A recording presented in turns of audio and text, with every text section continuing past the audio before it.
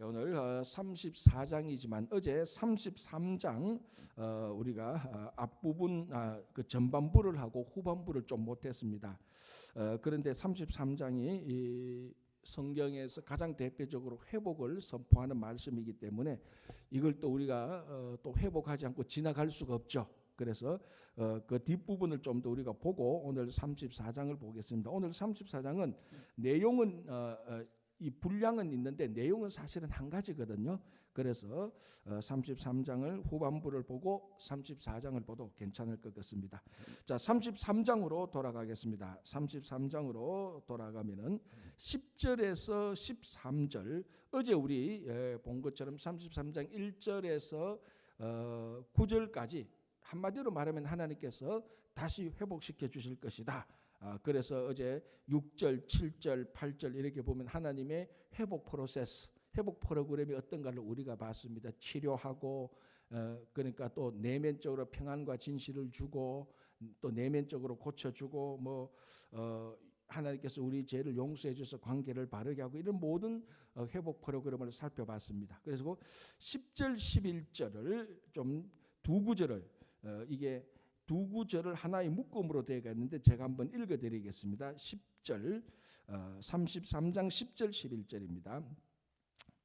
여호와께서 이와 같이 말씀하시니라. 너희가 가리켜 말하기를 황폐하여 사람도 없고 짐승도 없다 하던 여기 곧 황폐하여 사람도 없고 주민들도 없고 짐승도 없던 유다 성읍들과 예루살렘 거리에서 즐거워하는 소리, 기뻐하는 소리, 신랑의 소리, 신부의 소리와 및 만군의 여호와께 감사하라. 여호와는 선하시니 그 인자하심이 영원하다는 소리와 여호와의 성전에 감사제를 드리는 자들의 소리가 다시 들리리니 이는 내가 이 땅에 포로를 돌려보내어 지난 날처럼 되게 할 것임이니라. 여호와의 말씀이니라. 자, 이게 바벨론으로 포로 갔다가 다시 예루살렘으로 귀환해서 귀환한 그 귀환한 백성들이 예루살렘에서 어떻게 회복되어졌는가, 회복되어졌던 그 사실을 이렇게 상상하여서 표현한 것입니다. 그러니까 바벨론으로 포로 잡혀갔을 때 예루살렘은 완전히 황폐해졌습니다. 여러분 충분히 상상할 수 있겠죠. 아름다운 한 성이 완전히 멸망해서 벽돌이 다 부서지고 그 벽돌이 부서진 곳에 잡초가 나고 이런 정말 썰렁한 황폐한 옛날 어른하니까 황성예터와 같겠네 이렇게 얘기하더라고요. 예, 황성예터를 생각하면 됩니다. 예루살렘이 황성예터처럼 다 무너졌습니다. 그런데 바벨론 포로 된 사람이 귀환해서 거기서 이제 살죠. 성전을 짓고 다시 비즈니스를 시작하고 예레미야가 아나도스에 밭을 샀던 것처럼 그러니까 그런 매매 행위가 일어날 때 어떤 일이 일어나느냐, 여기 아주 문학적으로 잘 표현을 해놨죠. 어떻게 됩니까? 기뻐하는 소리, 신랑의 소리, 신부의 소리와 및 만군의 여호와께 감사하라. 이런 막 기뻐하고 즐거워하는 소리. 신랑과 신부가 다시 결혼을 하게 되고 살림을 살면서 그 가정에서 웃음이 나오고 그 굴뚝에 연기가 나는, 완전히 회복된 바벨론 포로 귀환에서 회복된 그런 상상된 모습을 얘기하고 있습니다. 자, 그래서 11절 끝부분에 뭐라고 말하는가 하면은 내가 이 땅의 포로를 돌려보내어 지난 날처럼 되게 할 것임이니라. 여호와의 말씀이니라. 지난 날처럼 뭡니까? 망하기 전에 요시야 때나 히스기야 왕 때나 다윗 왕 때 그날에 하나님을 성전에 들어가서 번제와 화목제와 소제를 이런 예배를 드렸던 그때처럼 이전처럼 되게 할 것이라. 이렇게 하나님께서 약속을 해 주십니다. 자, 그 전에는 우리가 코로나 팬데믹 이전에는 이전처럼 된다는 말에 대해서 그렇게 가슴을 치지 않았습니다. 그런데 코로나 팬데믹 이후에는 이전처럼 된다라고 말할 때 늘 그럼 코로나 팬데믹 이전처럼 다시 돌아가는 거야? 어떤 뉴스나 어떤 경제나 여행, 관광, 비행기 타는 거 이런 거 말할 때마다 요즘 그 기자들이 보도할 때 한번 들어보시면 이런 말을 많이 하죠. 코로나 이전처럼 돌아가는 그 시대가 되려면은 2023년이 되어야 될 겁니다. 또는 2024년이 될 겁니다. 그 소리를 딱 들으면 우리가 전부 다 누구나 마음속으로 몇 년 남았어? 원래 1, 2, 3 늘 이렇게 카운트하는 습관이 우리한테 되어버려졌습니다. 왜? 우리가 지금 바라는 것 중에 하나가 코로나 이전처럼 빨리 돌아가는 것, 일상성을 다시 회복하는 것. 우리 신앙적으로도 그때처럼 다시 돌아가서 우리가 예배를 드리고 교제를 하고 사역을 할 수 있는 것. 그게 이제 전 인류 가운데 1차적으로 회복해야 될 마음의 소망이 되어버렸습니다. 우리만 그런 게 아니고 온 인류가 다 그런 거죠. 그래서 뭐 언제 비행기를 제대로 탈 수 있는지, 언제 여행을 할 수 있는지, 코로나 때처럼 그 이전처럼. 그런데 오늘 이 예레미야 때에 하나님께서 주시는 그 메시지 말씀의 기준 가운데 하나가 바로 오늘날 우리가 간절히 우리가 바라고 있는 이전처럼이란 말이 이전처럼이란 말이 자꾸 나오고 있습니다. 그래서 10장 11절 끝 부분에 지난 날처럼 이전처럼 되게 할 것입니다. 그래서 저도 성경을 읽을 때 저는 이제 그 밑줄을 잘 긋는 스타일입니다. 책을 읽어도 저는 밑줄을 많이 긋는데 옛날에 읽었던 책을 보면은 밑줄 그었던 부분은 이 보면은 내가 왜 이런 문구에 이런 문구에 왜 밑줄을 그어서 근데 밑줄 안 그은 문구를 볼 때 야, 이 중요한 말인데 왜 그때 내가 이런 문구에 밑줄을 안 그어서 그러니까 그 당시에 책을 읽으면서 중요하게 생각했던 것하고 10년, 20년이 지나서 다시 똑같은 책을 읽을 때 중요하다고 생각했던 것이 항상 같지는 않죠. 어릴 때는 그게 중요했는데 10년, 20년이 지나고 나니까 그게 하나도 안 중요하고 그때 안 중요하게 넘어갔던 문장이나 문구가 지금 보니까 이게 진짜 중요한데 그런 것들이 많지 않습니까? 성경도 늘 그렇습니다. 성경이 어떻게 보면 우리한테 동일한 책이지만 동일하지 않는 책이에요. 동일하다는 것은 이 내용 본질 자체는 똑같지만은 언제 어느 상황에서 성경을 읽느냐에 따라서 그 이전에는 하나도 안 보였던 성경 말씀이 지금 확 다가오는 게 늘 있죠. 오늘날 우리 인류가 이 성경을 읽을 때 그전에는 별로 중요하지 않았던 말씀이 우리에게 요즘 가장 중요한 문구가 바로 이런 겁니다. 지난 날처럼 그 이전처럼 다시 회복하게 될 것이다. 하나님께서 바로 유다 백성들에게 바벨론 포로로 갔다가 지난 날처럼 이전처럼 다시 회복하게 될 것이다. 이 말씀이 이제 예레미야 33장 34절을 우리가 보는데요. 이게 지금 한두 번 얘기하는 게 아닙니다. 계속해서 예레미야가 선포했던 말씀이죠. 그죠? 자, 12절 13절을 한번 볼게요. 12절 13절. 만군의 여호와께서 이와 같이 말씀하시니라. 황폐하여 사람도 없고 짐승도 없던 이곳과 그 모든 성읍에 다시 목자가 살 곳이 있으리니 그의 양떼를 눕게 할 것이라. 산지 성읍들과 평지 성읍들과 네겝의 성읍들과 베냐민 땅과 예루살렘 사면과 유다 성읍들에서 양떼가 다시 계수하는 자의 손 아래로 지나리라. 여호와께서 말씀하시니라. 자, 똑같이 황폐하여 사람과 짐승이 살지 못하던 그곳에 이제 다시 모든 성읍이 회복되어서 다시 목자가 살 곳이 되었고 다시 양떼를 눕게 할 것이다. 그러니까 그 땅이 다시 회복되는 거죠. 목자가 와게 되고 황폐했던 그곳에 양떼가 다시 와서 하루 뛰어놀고 양떼가 눕고 그러니까 그 땅이 황폐했던 땅이 푸른 초장이 되는 겁니다. 자, 여기에서 지금 이 33장에서 황폐했던 땅이 다시 푸른 초장이 된다는 것은 자, 33장 2절을 보시기 바랍니다. 이렇게 되어 있죠. 일을 행하시는 여호와 그것을 만들어 성취하는 여호와. 여기서 어제 말했죠. 일을 행하는 여호와가 공동 번역이나 새 번역은 히브리어 원어의 뜻을 그대로 잘 살려서 번역했다고 했는데 땅을 만드는 여호와. 그래서 여기서 나오는 하나님의 모습은 창조의 하나님의 모습이라 그랬습니다. 그래서 예루살렘이 바벨론에게 의하여서 멸망되었을 때 다시 창조 이전으로 돌아가는 혼돈과 공허와 암흑 속에 들어가는 그런 형편이 되었습니다. 그러나 하나님께서 다시 회복할 때는 천지 창조가 일어나는 것처럼 다시 그 땅이 그러니까 그곳에 혼돈과 암흑과 무질서가 있는 그곳에 땅이 생기고 질서가 잡혔던 그게 창조 사역인데 바벨론에 의하여서 예루살렘이 파괴되었던 혼돈과 암흑 그것이 다시 창조되는 것처럼 예루살렘이 회복된다는 것을 33장 2절에서 말인데 그것이 구체적으로 33장 12절 13절에서 황폐했던 땅이 푸른 초장이 된다라고 말씀해 주는 것입니다. 그러니까 10절 11절에서는 바벨론 포로가 귀환하여서 그 땅에서 풍성한 삶을 살게 되고 웃음이 일어나고 그 이전처럼 돌아가고, 이것을 또 다르게 혼돈과 암흑과 무질서가 있는 곳에 푸른 초장이 되는 것처럼, 하나님께서 땅이 있어라 할 때 땅이 생겨서 그곳에 또 짐승이 있어라 할 때 짐승이 생겨서 다시 사는 것처럼 그렇게 회복시켜 주시는, 다시 말하면 에덴 동산이 다시 회복되는 그런 모습들을 보여주고 있는 것입니다.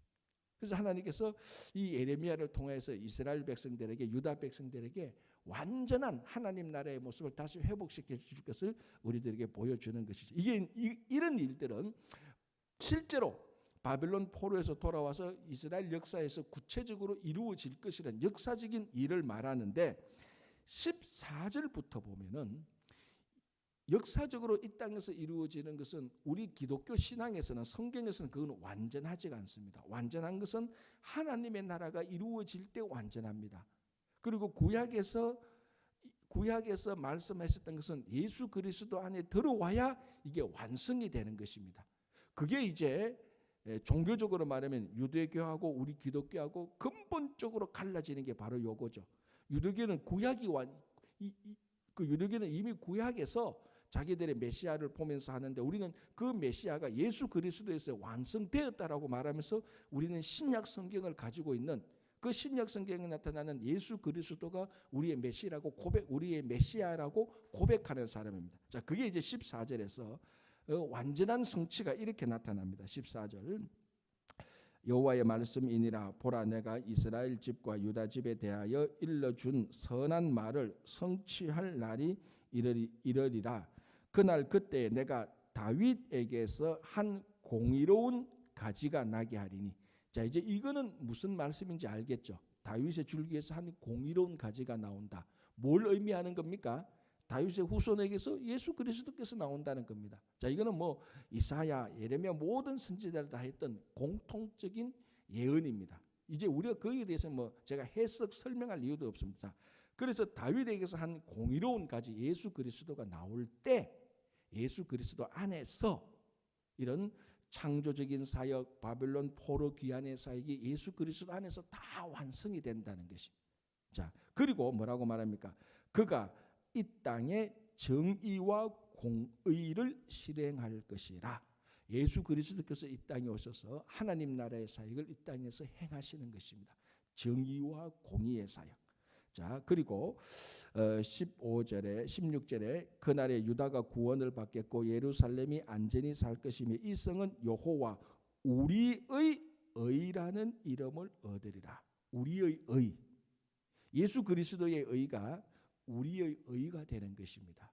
예수님께서 이 땅에 오셔서 사역을 하시고 예수 그리스도 십자가 보혈의 공로를 우리가 믿어서 예수님의 의가 우리의 의가 되는 겁니다. 그러니까 이 바벨론 포로 귀환에 해서 예루살렘에 사는 우리 완전한 역사적인 이 일이 완전한 것은 예수 그리스도에서 이루어지고, 예수 그리스도를 우리가 우리가 믿어서 그의 의가 우리에게 이루어지고, 그런 일들이 일어나야 완전한 성취가 일어난다는 것입니다. 자, 그리고 또 한번 보면요, 18절 보십시오.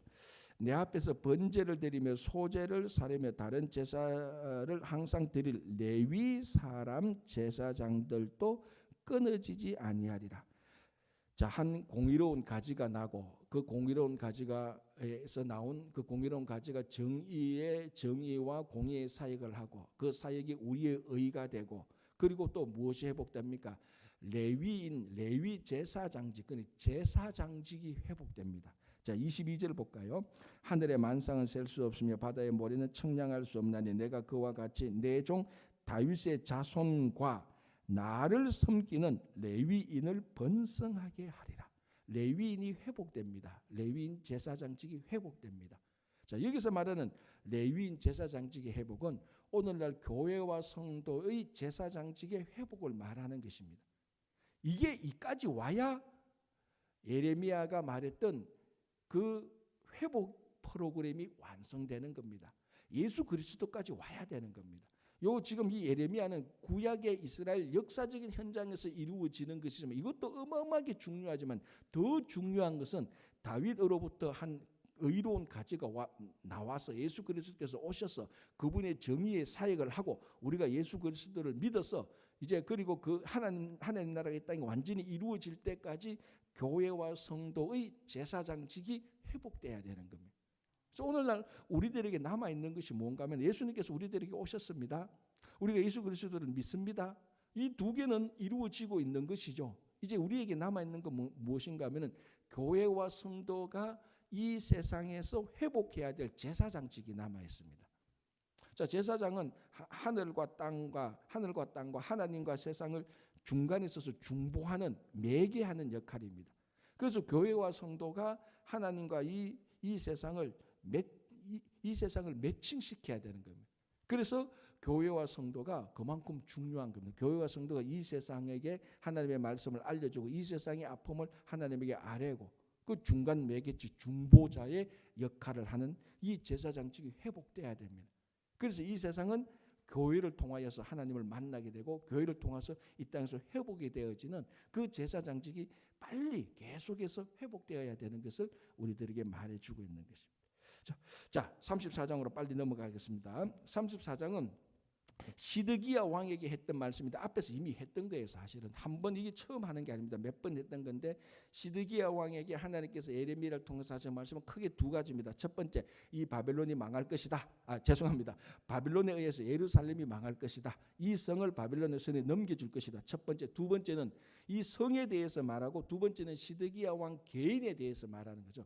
시드기야 너도 바빌론에게 포로 잡혀갈 것이다. 그 예언인 거죠. 자, 2절 34장 2절 이스라엘의 하나님 여호와께서 이와 같이 말씀하시니라 너는 가서 유다의 시드기야 왕에게 아뢰어 이르기를 여호와의 말씀에 보라 내가 이 성을 바벨론 왕의 손에 넘기리니 첫 번째 그 성에 대한 메시지 두 번째 그가 이 성을 그가 이 성을 불사를 것이라 하고 두 번째 3절 너가 그의 손에서 벗어나지 못하고 반드시 사로잡혀 그의 손에 넘겨져서 너의 눈은 바빌론 왕의 눈을 볼 것이며 그의 입은 너의 입을 마주 대하여 말할 것이요 너는 바빌론으로 가리라. 시드기야 왕은 바빌론으로 가고 예루살렘은 바빌론에 있어 멸망하고 이건 계속해서 얘기했던 거죠. 그래서 시드기야가 바빌론에 의하여서 예루살렘이 바빌론에 의해서 포로되어서 이제 치게 될 때 시드기야가 그 예루살렘 성에서 도피하여서 도망가다가 여리고 쪽으로 가다가 바벨론 포로 군사에게 잡혀서 바빌론으로 가게 됩니다. 그때 시드기야가 보는 앞에서 시드기야의 아들은 죽게 되는 겁니다. 그걸 자기 눈으로 보게 되는 거예요. 여러분 이게 부모가 된 사람, 부모가 자기 자녀들이 자기 바로 앞에서 자기가 보는 그 눈앞에서 자녀들이 죽는 것을 보는 것 이것이 얼마나 비참한 부모의 경험입니까? 차라리 자기가 죽고 말지. 그걸 보게 되고 또 어떻게 됩니까? 두 눈이 뽑혀서 쇠사슬에 묶여서 왕이 바빌론으로 포로 잡혀가게 됩니다. 시드기야 왕이 비참해야 되죠. 그래서 바빌론으로 포로 잡혀가서 돌아오지 못하고 거기서 그대로 죽게 되는 것입니다. 이게 유다의 마지막 왕의 아주 비참한 그런 결과가 일어나는 것을 우리가 알 수 있고 이걸 지금 34장에서 예레미야가 선포하는 것입니다. 그죠? 자, 이제 34장 8절부터 보면은 시드기야 때에 망하게 된 이유 중에 하나를 말하고 있습니다. 그게 뭔가 하면은 우리가 신명기 율법을 보면은 이런 율법이 있습니다. 동족을 노예로 삼아서는 안 된다. 동족을 노예로 삼았거든 7년째 되는 해는 반드시 놓아주어야 된다. 이게 신명기 율법에 있습니다. 하나님께서. 그런데 아마 이 유다 말기 때는 그 일이 제대로 지켜지지 않았던 것이 분명합니다. 동족을 노예로 삼아놓고 풀어주지도 않고 안식년도 지키지 않고 아마 희년 같은 것도 제대로 지키지 않았을 것입니다. 그래서 그 말씀을 지키지 아니했던 한 구체적인 예로 동족을 노비로 삼는 것에 대해서 얘기합니다. 그게 8절부터 이제 16절까지 나오는데 이게 어떻게 되는가 하면은 하나님께서 예레미야에게 말합니다. 시드기야와 그 백성들에게 야 너희들이 지금 데리고 있는 이 노비를 빨리 풀어줘라, 해방해줘라, 자유롭게 해라. 그러니까 이 시드기야 왕과 그 고관들이 그게 하나님의 언약이니까 하나님의 말씀이니까 우리가 그렇게 하겠습니다. 그래서 이 노비들을 풀어줬어요. 잘했죠. 잘했는데 애굽하고 바벨론 사이에 지금 이제 바벨론이 막 이제 그 예루살렘에 그 막강한 힘을 행사하고 있을 때, 이럴 때 그러니까 시드기야 왕 때 바벨론이 막 쳐들어와서 포위하고 막 이러고 있을 때에 하나님께서 시드기야 왕에게 야 너희들 동족들을 풀어줘. 그러니까 풀어줬습니다. 그런데 애굽이 좀 쳐들어와서 바벨론이 물러갈 때가 있습니다. 시드기야 왕 때 잠시, 그게 예레미야 37장에 보면 좀 나타나는데요. 그러니까 이 시드기야 왕과 그 고관들이 가만히 보니까 바벨론이 물러가고 있거든요. 바벨론이 애굽이 이길 것 같다. 바벨론이 질 것 같다. 애굽은 유다의 영원한 우방어라고 생각했습니다. 자기들은. 그러니까 좀 여러분 표현이 좀 과할지 모르겠지만은 뭡니까? 우리 고려 시대 때 중국은 영원한 형님 나라 4대를 했잖아요. 사실은 역사적으로 유다는 애굽에게 늘 4대를 하고 있었고, 늘 어렵고 힘들면은 유다 궁정의 어떤 한 그룹은 반드시 애굽을 아버지처럼 형님처럼 생각하고 애굽에 가서 도와주십시오 했던 것이 늘 있어 왔었습니다. 마지막까지. 그래서 하나님께서 계속해서 애굽을 의지하지 말라고 했던 것이 그것이었습니다. 그런데 이번에도 또 그런 일이, 비슷한 일이 일어나는 거예요. 바벨론이 막 포로하고 있을 때 애굽이 와서 바벨론을 치니까 바벨론이 좀 물러가요. 그러니까 시드기야 왕이 딱 보니까 애굽이 이기겠네. 바벨론이 이제 우리를 공격하지 못하겠네. 그런 느슨한 틈이 생기니까 시드기야 고관들이 풀어졌던 노비를 노비로 다시 삼아요. 야, 우리 괜히 풀어줬다. 저 노비 데리고 와가지고 우리 다시 또 우리 집에 노비로 삼자. 그렇게 했던 것들이 지금 8절에서 16절까지 나오는 겁니다. 그러니까 시드기야 왕과 고관 엘리트들이 노예를 동족 노비를 풀어준 것은 순수하게 하나님의 말씀에 순종하기 때문에 풀어준 게 아니고 정치적인 처신이었다는 것을 알 수 있는 거죠. 그래서 하나님께서 그걸 화가 났습니다. 자, 그래서 한번 보십시오. 11절을 보시기 바랍니다. 10절 보시기 바랍니다. 10절. 이 계약에 가담한 고관들과 모든 백성이 각기 노비를 자유롭게 하고 다시는 종을 삼지 말라 함을 듣고 순복하여 놓았더니 아주 잘한 것이죠. 하나님의 율법을 지켰습니다. 그런데 11절 후에라는 말이 바로 애굽이 와서 바벨론을 물리칠 때 바벨론이 후퇴하게 될 바로 그때에 잠시 틈을 말하는 거다. 그때에 그들의 뜻이 변하여, 자 여기서 그들은 누굽니까? 노비를 가지고 있다가 노비를 풀어줬던 왕과 고관들을 말합니다. 후에 그들의 뜻이 변하여, 애굽이 바벨론을 이기니까 안 풀어줘도 되겠다는 그 뜻이 변하여서 자유를 주었던 노비를 끌어다가 복종시켜 다시 노비로 삼았더라. 이게 인간이 요래 간사합니다. 바벨론이 막 쳐들어와서 포로될 것 같으니까, 바벨론이 망할 것 같으니까 하나님 말씀하니까 어이구 이거 이러다가 우리 바벨론한테 우리 망하겠다. 자, 하나님 말씀을 듣자. 그래서 순수하게 이것이 하나님의 말씀이라고 해서 주변 상황에 상관없이 순수하게 말씀에 순종하는 것이 아니고 바벨론이 막 이렇게 오니까 야, 안 되겠다. 이거 처신 이렇게 했다가는 우리가 어떻게 될지 모르겠다.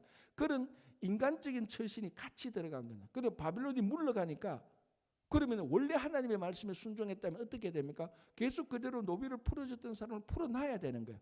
바벨론이 물러가니까 야 이제 다 끝났다. 우리 어려움 다 끝났다. 노비들 다시 와. 이렇게 뜻을 바꾸었다는 겁니다.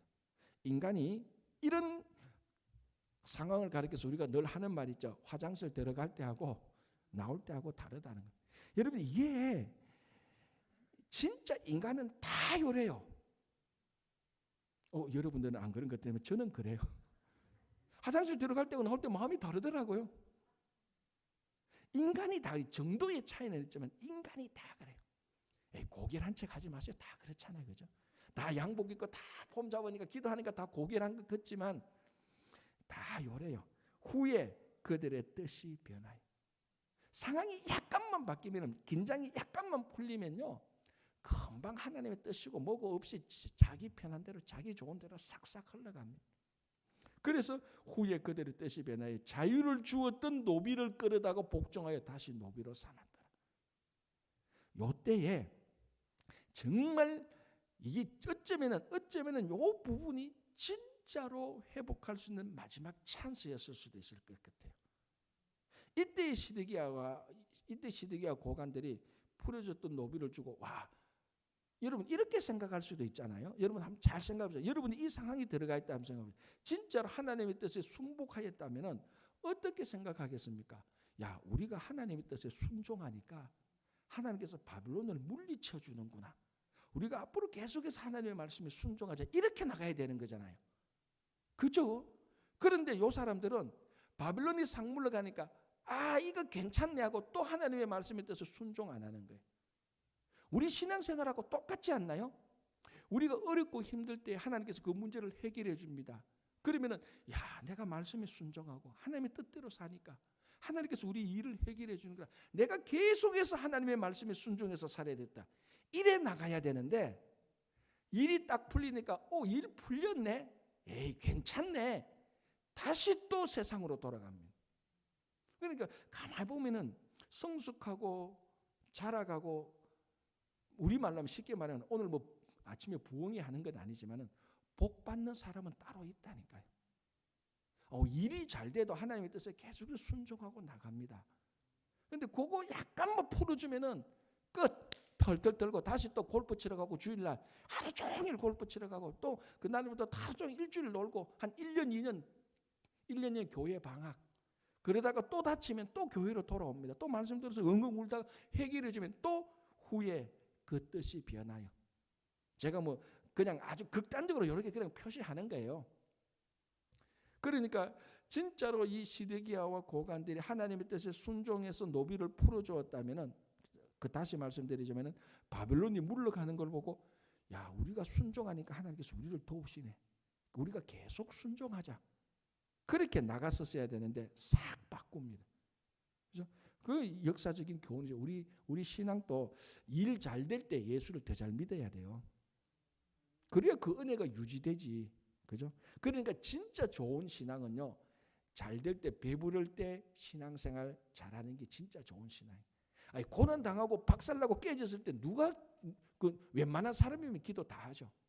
이제 우리는 웬만한 사람을 뛰어넘는, 일이 잘 돼도 늘 감사하면서 늘 간절한 마음으로 우리가 계속해서 하나님의 말씀을 순종해야 된다는 게 이렇게 나타납니다. 그래서 12절부터 16절부터는 똑같은 말이에요. 그래서 하나님께서 너희들이 뜻을 변화해서 순종 안 했으니까 심판을 받을 수밖에 없다. 그래서 자 16절 보시기 바랍니다. 너희가 돌이켜 내 이름을 더럽히고 각기 노아 그들의 마음대로 자유롭게 하였던 노비를 끌어다가 다시 너희에게 복종시켜 너희의 노비로 삼았도다. 그러므로 여호와께서 이와 같이 말씀하시니라. 너희가 나에게 순종하지 아니하고 각기 형제와 이웃에게 자유를 선포한 것을 실행하지 아니하였은즉 내가 너희를 대적하여 칼과 전염병과 기근에게 자유를 주리라. 자, 여기서 자유를 주리라는, 칼과 기근과 전염병에 자유를 주니 이것이 너희들을 치겠다라는 말입니다. 그렇죠? 자, 그리고 여호와의 말씀이니라. 내가 너희를 세계 여러 나라 가운데 흩어지게 할 것이라. 자, 그 다음에 마지막으로 우리가 하나 더 볼 게 있는데 이겁니다.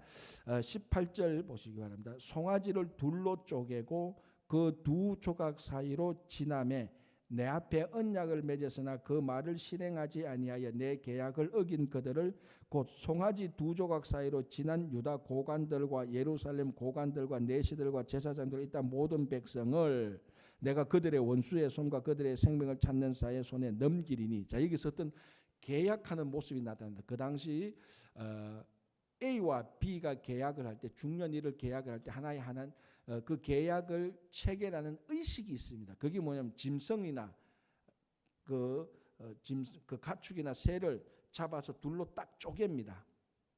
저기에서 계약을 맺어야 될 A와 B가 쪼개어진 짐승 사이로 두 사람이 다 지나갑니다.